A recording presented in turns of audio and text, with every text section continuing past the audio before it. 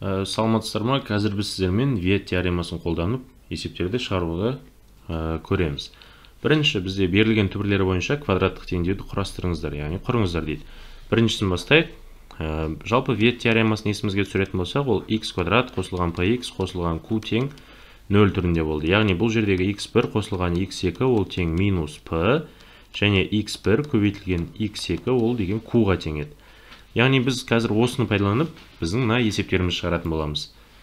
Бірінші есеп бізде не дейді? x1 ол деген минус 7-ге тең, ал x2 дегендеріңіз минус 2-ге тең екен. Сонда Виет теоремасы бойынша x1 қосылған x2 ол деген минус p-ға тең болу керек еді ғой. Онда мен бұны не деп жазам? Минус 7 қосылған минус 2 ол тең минус p-ға дейміз.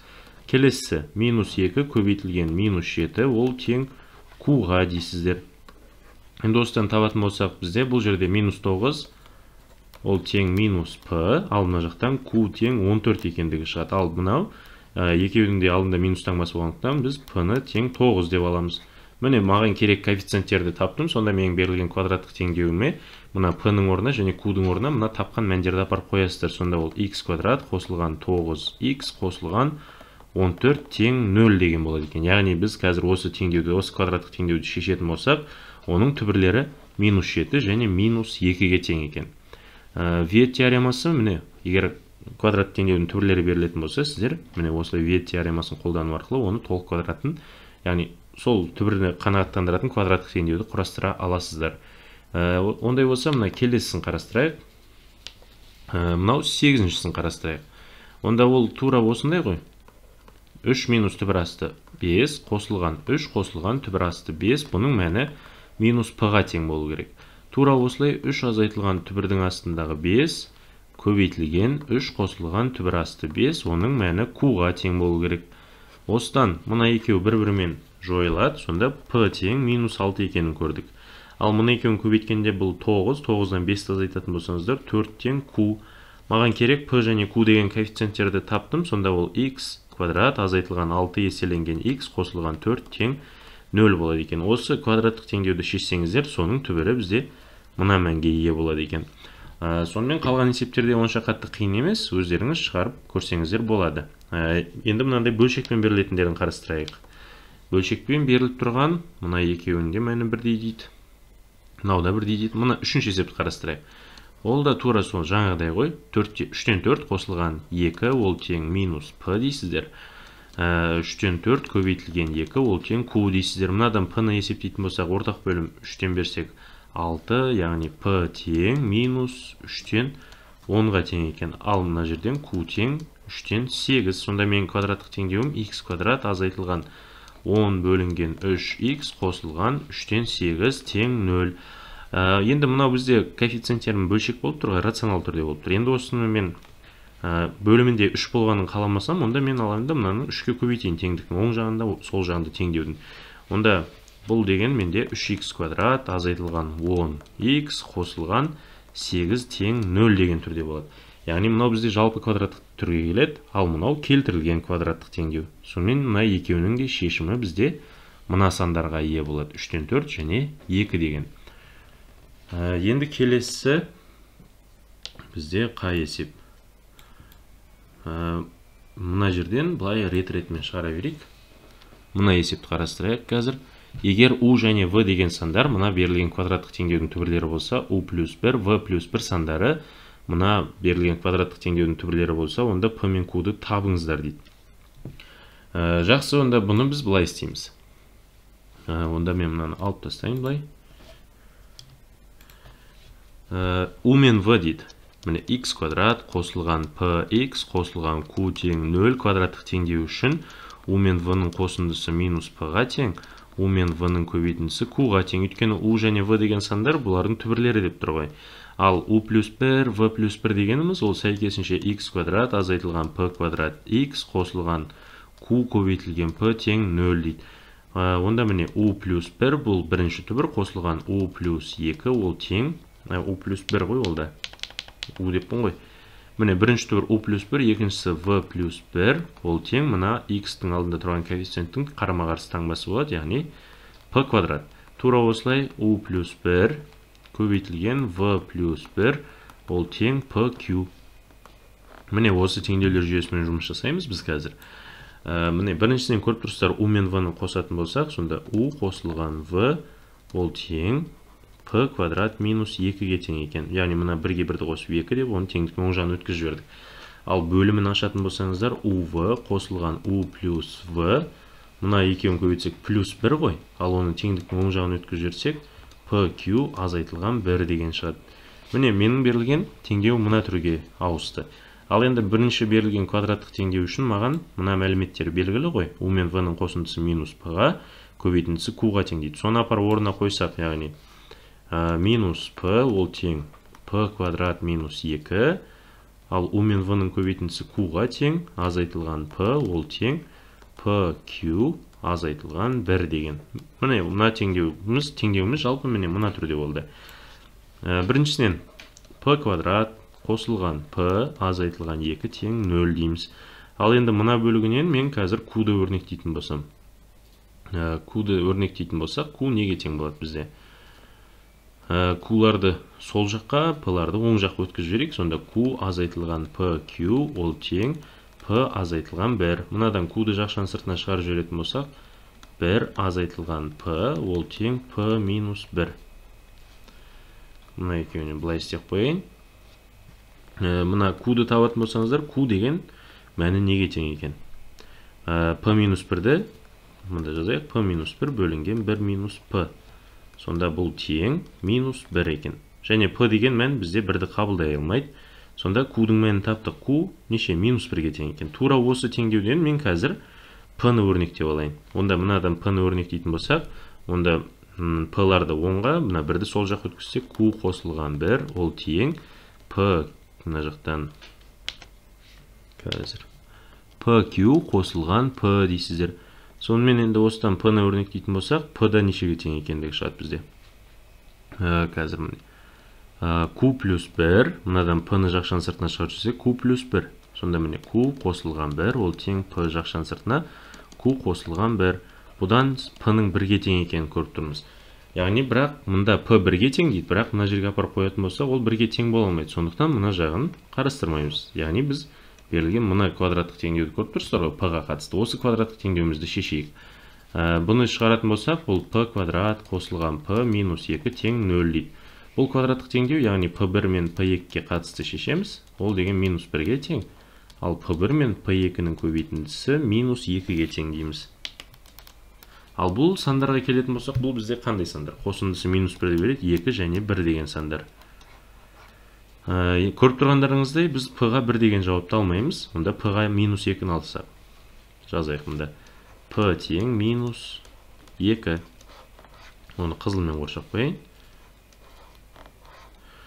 Онда мына берілген теңдеуім апарып, орнына p-ның орнына минус 2-ні қойайын. Сонда міне q қосылған 3 емес 2 болады, әрине. Минус 2-ның алдында минус ол плюс қылады, 2 еселенген q ол тең минус 2 минус 1. Сонда 3q ол тең минус 3, q тең минус 1 екенін көріп тұрсыздар. Яғни мына екеуі p минус 2-ге тең болса, онда q минус 1-ге тең екендігі шығады. Сонымен біздің, ал егер p-мыз 1-ге тең болып қалса, көріп тұрғандарыңыздай, мына жақтан бізде p-ның орнына 1-ді қойсақ, мынау жойылады. P-ның орнына мына жақта 1-ді қойсаңыздар, жойылады. 0 тең 0 болып қалады да бізде. Яғни біз тек міне p тең минус 2, q тең минус 1 деген ғана жауапты алады екенбіз. Бұл бізде міне Виет теоремасын қолдану арқылы шығардық. Ал енді келесі осының екінші пунктіне келетін болсақ, ол былай дейді. U және V деген сандар мынаның түбірлері болса, онда оның түбірлері мынандай болатындай квадраттық теңдеуді құрыңыздар дейді. Так, олардың түбірлері мынандай болатын квадраттық теңдеуді құрыңыздар. Ол үшін міне x квадрат минус 8x қосылған 12 дейік.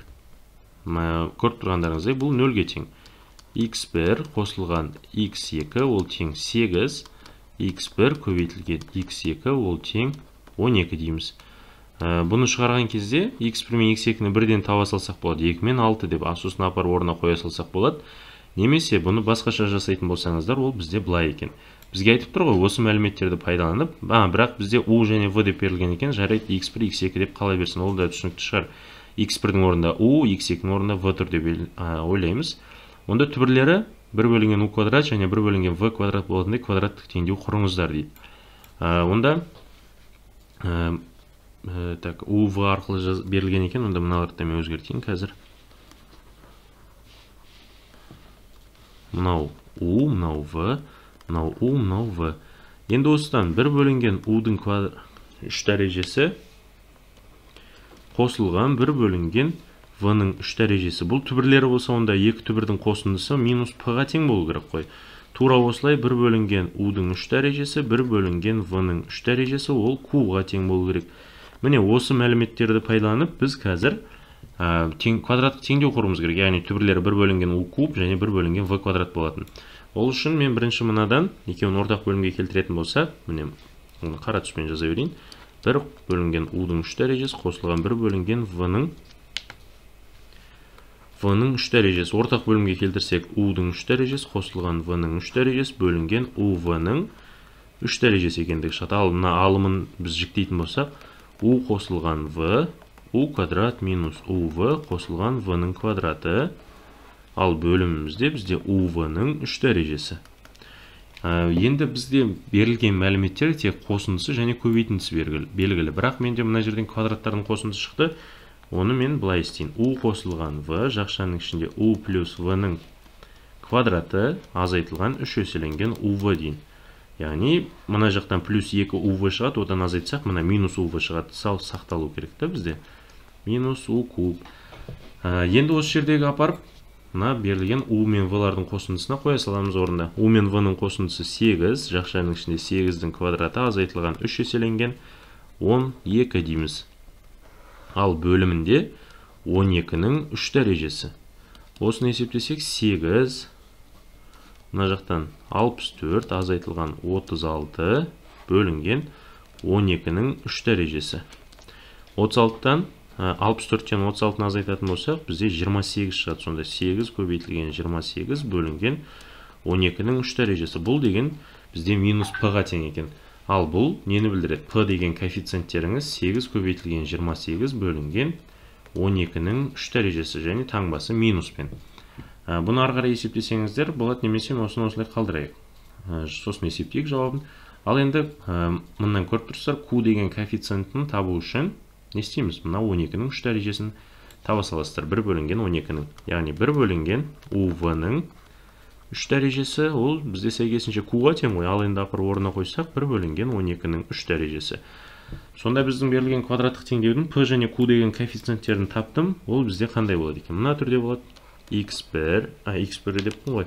x квадрат азайтылған 8 көбейтілген 28 бөлінген 12-ның 3 дәрежесі көбейтілген x қосылған 1 бөлінген 12-ның 3 дәрежесі тең 0. Сонда міне мынаны есептесеңіздер, осы теңдеудің, мына берілген квадраттық теңдеудің түбірлері бізде мына сандар болады. 1 бөлінген u квадрат, 1 бөлінген v квадратты. Енді бұның тағы да басқаша шығару жолына келетін болсақ, бұл бізде uv арқылы өрнектеп шығардық. Ал енді бұның басқаша жолы, қазір мына берілген қайтан жазайын, x квадрат минус 8x қосылған 12 тең 0, бағанағы айтып отырған uv және u мен v-ның көбейтіндісі 12, мынау 8-ге тең дедік. Бұл бізде қандай сандар? 2 және 6 деген ғой. Сонда 1 бөлінген 2-ның 3 дәрежесі және 1 бөлінген 6-ның 3 дәрежесі деп бірден таба саласыздар. Сонда осы екеуін қосса минус p-ға тең. Және 1 бөлінген 2-ның 3 дәрежесі көбейтілген 1 бөлінген 6-ның 3 дәрежесі бұл тең q-ға деп бірден орындарына тауып қойып кете салсаңыздар болады. Енді келесі, осының үстіндегі есепке жылжиық. Мынаны өшірейін. Бізде былай дейді. Мына берілген квадраттық теңдеудің түбірлері, яғни квадраттардың қосындысы 2 шартын қанағаттандыратындай етіп r-ді табыңыз дейді. Ол үшін мен берілген квадраттық теңдеуім үшін x1 мен x2-ның қосындысы неге тең екенін табайын. Ол әрине x-ның алдындағы тұрған коэффициенттің қарама-қарсы таңбасы болу керек, яғни 4r. Ал x1 көбейтілген x2 бұл тең 7r-дің квадраты. Мен енді мына жерден мына мәліметті пайдалануым керек. Ол үшін мен мынаның екі жағында квадраттайын.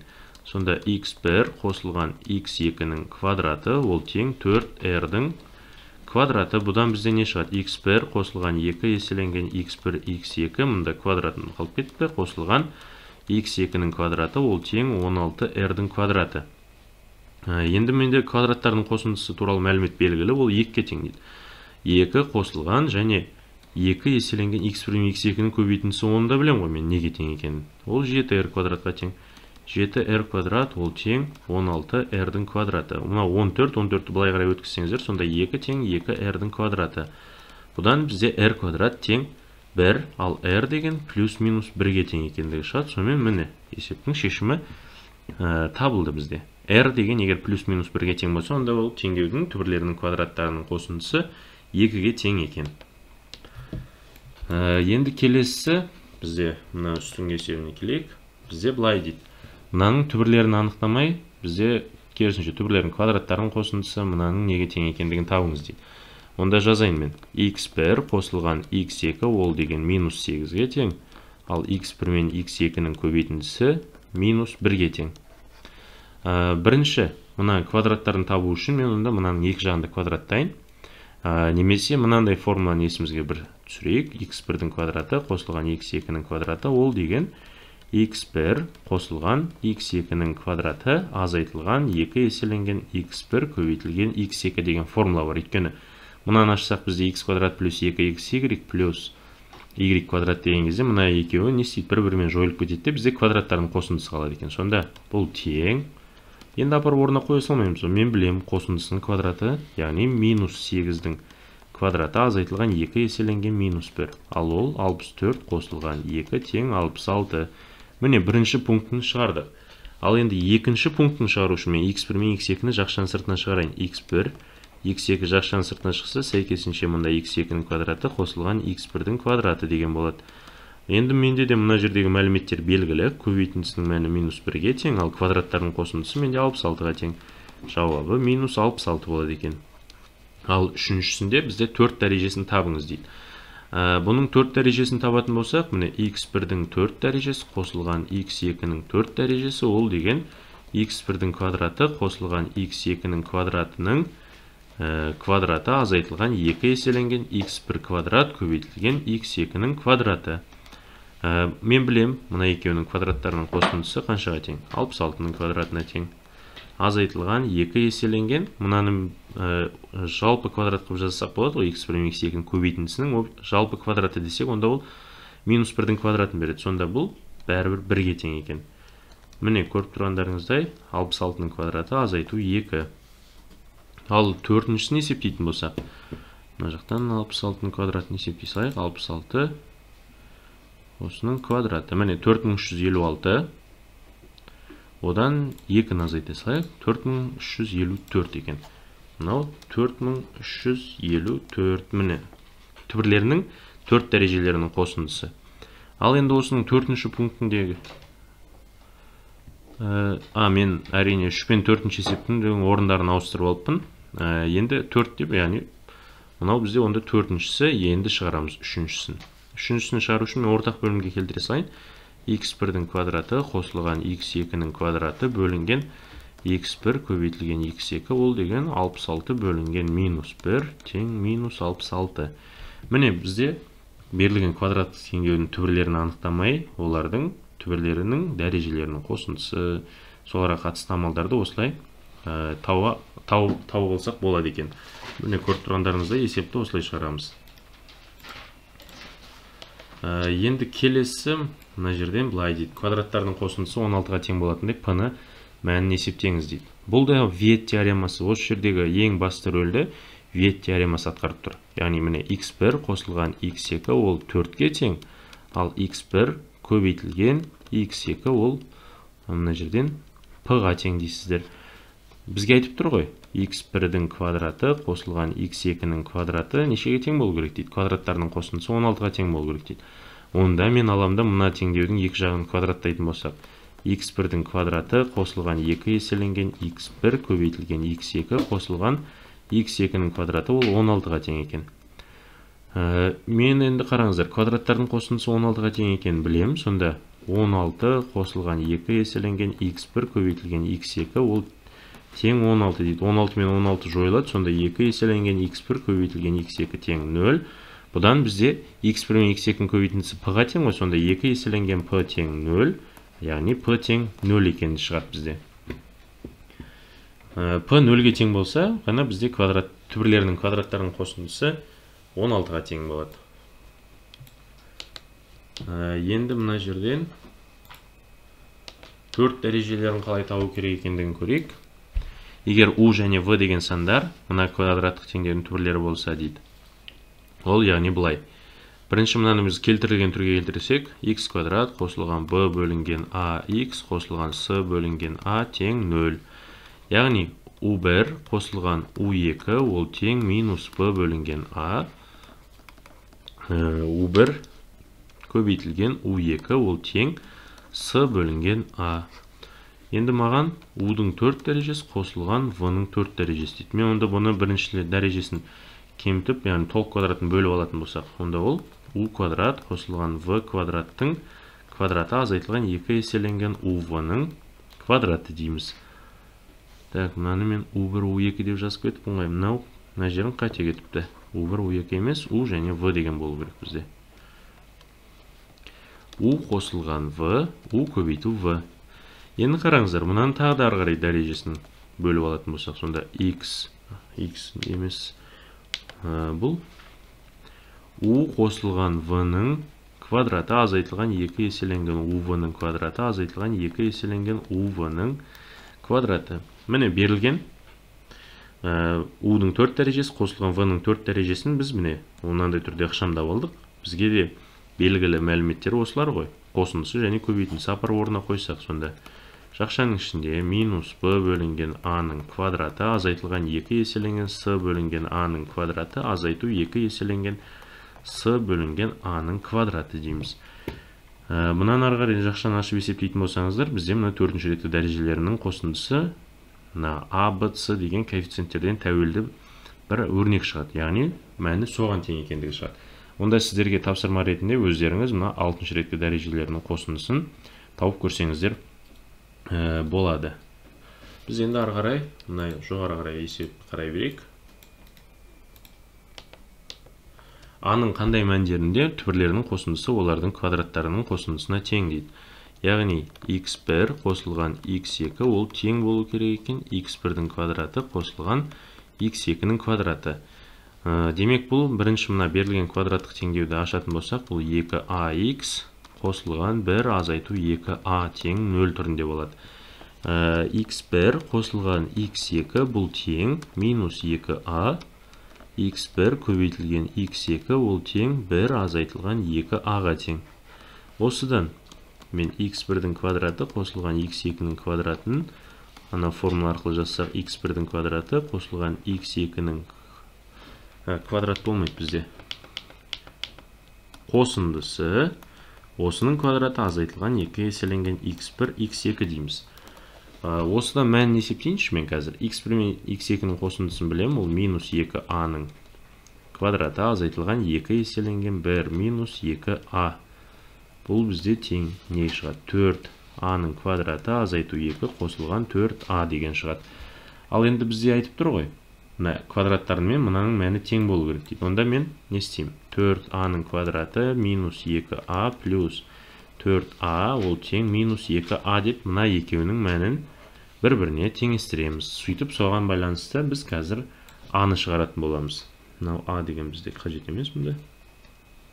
Енді дұрыс болды. Артық жазып қойғам ғой оланы. Енді бұдан шығарсақ 4a квадрат қосылған 6a минус 2 тең 0. Бұдан енді барлығын 2-ге қысқартып жіберейін. Сонда 2a-ның квадраты плюс 3a минус 1 тең 0 деген болады. Бұны біз Виет теоремасын қолданғаннан гөрі дискриминант арқылы есептей салған тиімдірек бізге. a1 мен a2-ні тапсақ, ол минус 3 плюс минус түбірдің астындағы 9 қосылған 8 бөлінген 2 көбейту 2. Яғни минус 3 плюс минус түбірдің астындағы 17 бөлу 4. Егер a деген санымыз осы сандарға тең болса, ғана біздің мына шарт орындалады екен. Яғни түбірлерінің қосындысы олардың квадраттарының қосындысына тең болады екен. Ең соңғы есеп қалған екен. Егер А және С сандары мына берілген теңдеудің түбірлері болса, А минус С, мынаны К-ны табыңыздар дейді. Бірінші, мынаның барлығын 3-ке бөліп тастасақ, x квадрат қосылған 3-тен 2x қосылған 3-тен К тең 0 дейміз. Осыдан x1 қосылған x2 ол тең минус 3-тен 2. x1 көбейтілген x2 ол тең К бөлінген 3. Осы мәліметтер бізге керек болады қазір. Бірақ мына жерде мен x1, x2 деп жазғаннан көрі А және С деп жазуым керек еді. Себебі есептің шарты бойынша бізде олардың түбірлері А және С-ға тең деп айтылған екен ғой. Онда мына x1, x2-ні өзгертейін. Сонда А қосылған С, А көбейту С. Егер бізге бірінші жағдай А минус С 6-ға тең деп айтылса, және А қосылған С минус 3-тен 2-ге тең екендігі белгілі. Екеуін қосып жүрсек, 2А тең 6 азайтылған 3-тен 2, бұл ортақ бөлім берсек 18, сонда 2А тең 3-тен 16, яғни А дегендеріңіз 3-тен 8-ге тең екен. Олай болса, С-ны табатын болсаңыздар, С-ның мәні 3-тен 8 азайтылған 6, ортақ бөлім берсек минус 18, сонда минус 10 бөлінген 3. Бұл нені білдіреді? Яғни А 3-тен 8-ге, С 3-тен минус 10-ға тең болса, 3-тен 10-ға тең болу керек. Енді бізден мына К-ның мәнін сұраған екен ғой. Яғни түбірлері 3-тен 8 және минус 3-тен 10 болу үшін К-ның мәнін табамыз. Яғни К-ның мәні мына жерден көріп тұрсыздар. К дегеніміз 3 еселенген АЦ-ға тең. Сонда К тең 3 еселенген 3-тен 8 көбейтілген минус 3-тен 10. Мына 3 пен 3 қысқарады, жауабымыз минус 3-тен 80 болады екен. Міне бірінші жағдай үшін біз шығардық. Бұл міне осыған тең екен. Енді екінші жағдайда бізде қандай? Екіншісінде онша қатты қиындығы жоқ. Бұны өздеріңіз шығарып көрсеңіздер болады, мына екінші тапсырманы. Ал біз қазір мына үшіншісін көрсетейін сіздерге. Екіншісін шығарған кезде тура осылай есептейсіздер. Мына А минус С-ның орнына тек қана 3А минус С-ны қоясыздар да, сөйтіп А мен С-ны тауып, К деген 3АС деген жерге А мен С-ны қойсаңыздар, К-ның мәнін есептей аласыздар. Ал мен сіздерге үшіншісін көрсетейін. Үшінші есеп. Бізде А квадрат қосылған С квадрат, ал ол деген А плюс С-ның квадраты азайтылған 2 еселенген АС. Бұл нешеге тең дейді? Бұл 34-ке тең дейді. Апар орнына қойсақ, сонда минус 3-тен 2-ның квадраты азайтылған 2 еселенген К бөлінген 3. Осының мәні қаншаға тең екен? 34-ке. Осы жерден бұл 9-дан 4 азайту 3-тен 2К бұл тең 34. 3-тен 2К бұл тең 9-дан 4 азайтылған 34 дейсіздер. Яғни бұл бізде қандай сызықтық теңдеу шықты. Осыдан К-ны тапсаңыздар, сіздер К-ны тапсаңыздар, яғни мына шарттарыңыз орындалады екен. Түбірлерінің квадраттарының қосындысы 34-ке тең болады деген. Ал әрине мына жерден К-ның мәнін табу онша қатты қиындықты тудырмайды бізде. Сонымен міне біздің есебіміз үшіншісі осыған тең екен. Енді мыннан ортақ бөлім береміз. 9-дан, сонда 3-тен 2К ол тең 4 азайтылған 34-ті біз 9-ға көйтсек, 30-ға көйтсек 270, 36, сонда бұл 306-ға тең. Ал бөлімінде 9. Ондай болса, мынаның да мәнін 3-ке көбейте салайын бірден. 3-ке деппін ғой, бірден мынаның бәрін 9-ға көбейте салайыншы, теңдіктің оң жағында, сол жағында. Сонда бізде мына жақтан 3-пен қысқаратта, сонда 6К ол тең минус 302 екендігі шығады. К-ны тапсаңыздар, минус 302 бөлінген 6, 2-ке қысқартсақ, минус 151 бөлінген 3 болады екен. Сонда К деген мәндеріңіз минус 151 бөлінген 3-ке тең болса, олардың түбірлерінің квадраттарының қосындысы 34-ке тең болады екен. Ондай болса, мынаның төртіншісі де бізде ешқандай қиындық тудырмайды, тек қана мына жерге сіздер қосымша жазатындарыңыз А-ның С-ға қатынасы ол минус 5-тен 2-ге тең деп К-ны есептейсіздер. Сонымен Виет теоремасын қолданып есептерді шығару бізде осылай орындалады екен. Онша қатты қиында емес, ең бастысы дұрыстап түсініп алсаңыздар, есепті шығара аласыздар.